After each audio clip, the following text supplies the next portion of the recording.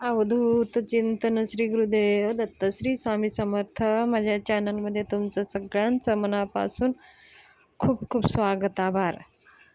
चला तर मग आज आपला विषय आहे, आता अक्षय तृतीया येत आहे. आपल्या घरामध्ये अखंड लक्ष्मी राहण्यासाठी, अखंड धन वर्षाव आपल्या घरामध्ये वर्षभर राहण्यासाठी अक्षय तृतीयाला 11 कवडीचा उपाय करायचा आहे.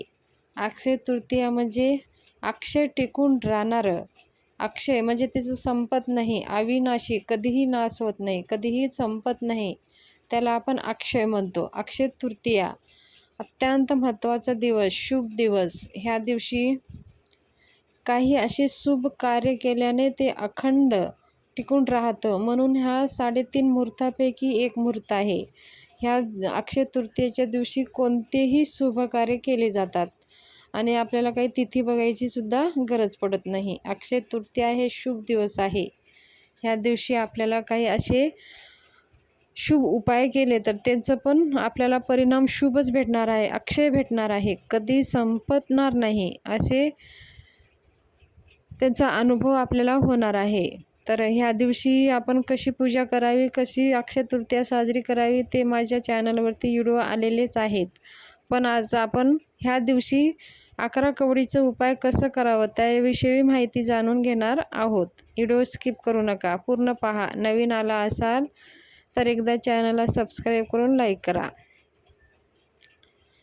चला तर मग आपल्याला काय करायचं आहे, 11 पिवळ्या कवड्या घेऊन यायचं आहे आपल्या मार्केटमधून.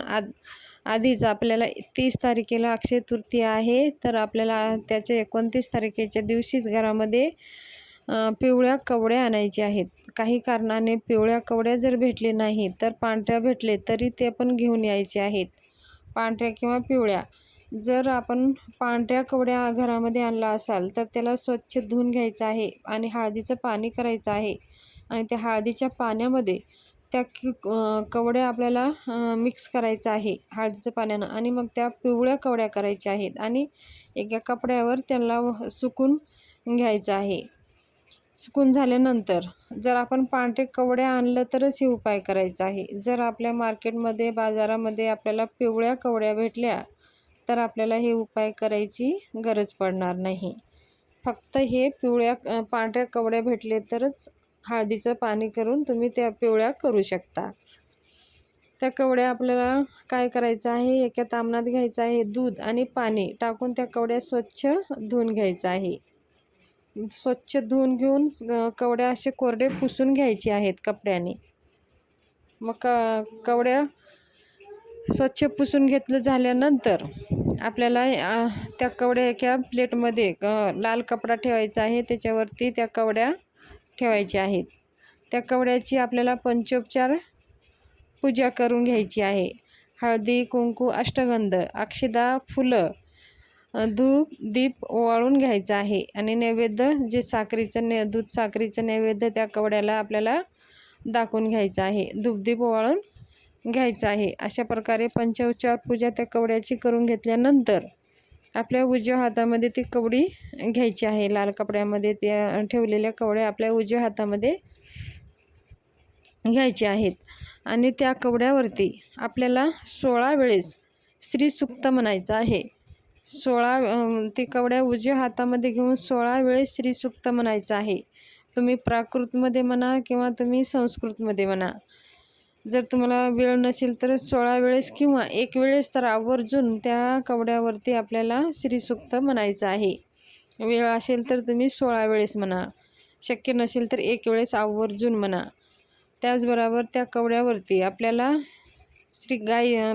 लक्ष्मी गायत्री मंत्र, ओम महालक्ष्मीचे विद्महे विष्णू पत्नीचे धीमी तन्नो लक्ष्मी प्रचोदयात, आपल्याला ह्या मंत्राचं 16 वेळेस हा मंत्र म्हणायचा आहे. 16 वेळेस विष्णू गायत्री मंत्र, ओम नारायणाय विद्महे विष्णू पत्नी नारायणाय विद्महे वासुदेवाय धीमी तन्नो विष्णू प्रचोदयात.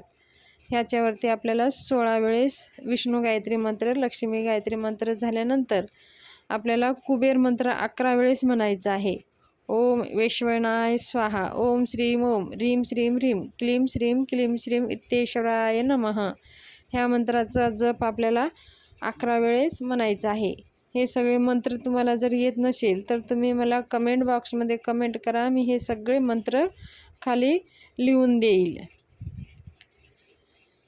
मग आपल्याला 11 वेळेस कुबेर मंत्र, 16 वेळेस लक्ष्मी गायत्री, 16 वेळेस विष्णू गायत्री मंत्र झाल्यानंतर, 16 वेळेस श्रीसूक्त झाल्यानंतर त्या कवड्या आपल्याला त्या लाल कपड्यामध्ये बांधून घ्यायचं आहे. लाल कपड्यामध्ये बांधून त्या लाल धाग्यानं गच्च असं पोटली एक तयार करायची आहे आणि त्या पोटलीला आपल्याला धूप दाखवून घ्यायचं आहे आणि माता लक्ष्मीला मनातल्या मनात विनंती करायची आहे. हे माता लक्ष्मी माता, माझ्या घरामध्ये कधीही धनाचा अभाव राहू नये. माझ्या घरामध्ये अखंड लक्ष्मीचं धन वर्षाव व्हावं. घरामध्ये सुख समृद्धी आनंद राहावं आणि घरामध्ये कधीही धनाची कमी पडू नये. म्हणून माता लक्ष्मीला विनंती करून त्या दिवशी अक्षय तृतीयाच्या दिवशी माता लक्ष्मीच्या चरणापाशीच ती पोटली आपल्याला ठेवून द्यायचं आहे. चरणापाशी ठेवणं शक्य नसेल तर मंदिरामध्ये तुम्ही ती पोटली ठेवून द्यायची आहे. मग दुसऱ्या दिवशी त्या पोटलीची पंचोपचार पूजा करून घ्यायची आहे आणि उचलून आपल्या तिजोरीमध्ये ठेवायचं आहे. तिजोरी म्हणजे तिथं जिथं आपण धन ठेवता, म्हणजे पैसे ठेवता आपण दररोजचे, तिथं ठेवायचं आहे. आणि प्रत्येक पौर्णिमेला त्या पोटलीला काढून त्या पोटलीची असंच चार्ज करायचं आहे. ऊर्जा त्याच्यामध्ये निर्माण होईल असं करायचं आहे. तेव्हा कवड्या आपल्या हातामध्ये घेऊन त्याच्यावरती 16 वेळेस श्रीसूक्त, 16 वेळेस लक्ष्मी गायत्री मंत्र, 16 वेळेस विष्णू गायत्री मंत्र आणि 11 वेळेस कुबेर मंत्र म्हणून त्या पोटलीला पूजा करून धूपधूप दाखवून ओवाळून मग अजून तिथंच ठेवून द्यायचं आहे. हे महिन्यातून एकदा असं केल्यावर काय होईल की त्या कवड्या ऊर्जित होईल आणि हे कवड्या लक्ष्मी मातेला अत्यंत प्रिय आहेत. लक्ष्मी मातेला प्रिय वस्तू आहे. या कवड्या ज्या घरामध्ये सिद्ध करून असं आपण ठेवतो तिथं लक्ष्मी माताचं अखंड वास राहतं. त्या घरामध्ये धनाची कधीही कमी पडत नाही. धन येण्याचे अनेक मार्ग भेटतात, म्हणजे आपण धनवर्षा म्हणतो. तर अशा प्रकारे अनेक धन येण्याचे मार्ग आपल्याला प्राप्त होत असतात. तर त्या कवड्या आपल्याला सिद्ध करून ठेवायची आहे. म्हणजे प्रत्येक महिन्यामध्ये त्या कवड्याची ऊर्जा आपण जास्त प्रमाणात ऊर्जित केले तर त्याचं परिणामसुद्धा आपल्याला चांगले भेटतात. म्हणून प्रत्येक महिन्यामध्ये त्या कवड्या काढून पूजा करून त्याच्यावर मंत्र जप करून अजून लगेच आपण तिजोरीमध्ये ठेवून द्यायचं आहे आणि हे प्रत्येक पौर्णिमेला त्याची पूजा करायची आहे. अशा प्रकारे ह्या कवड्या आपल्याला ऊर्जावान बनवून घ्यायच्या आहेत. लक्ष्मी माताचं आवडतं वस्तू आहे कवड्या. हे लक्ष्मी मातेचे प्रिय आहे. गळ्यामध्ये बघा लक्ष्मी माता कुलदेवीच्या गळ्यामध्ये कधीही कवड्याची माळ असते. तर ही माहिती शेअर करायची होती. माहिती कशी वाटली, आवडली असेल तर सबस्क्राईब करा.